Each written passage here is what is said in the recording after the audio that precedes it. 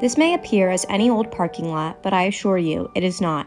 Beneath lies an African American burial ground known as the Laurel Hill Cemetery, home to thousands of people, including Bishop Alexander Wayman and Bishop Daniel Payne, the first African American president of an American college. The cemetery initially served as a burial ground for African American servants who worked for wealthy families.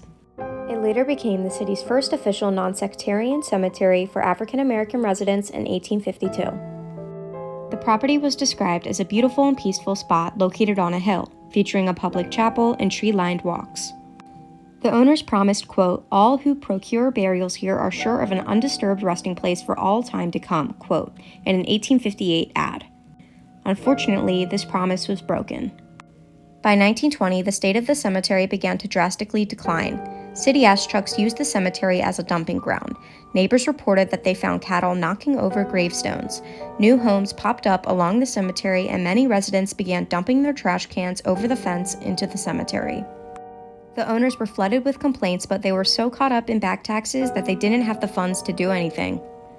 As time progressed, the cemetery became so overgrown that everything was consumed by vegetation. In the 1950s, the owners of the cemetery filed for bankruptcy and began selling the land.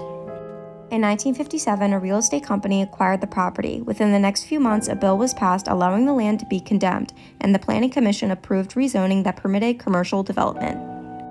The cemetery was then acquired by a developer in 1958 who began bulldozing the property, knocking over gravestones. Families of loved ones buried there filed lawsuits to stop development, but they proved unsuccessful. At the time, there was nothing in the law to protect the cemetery and its families.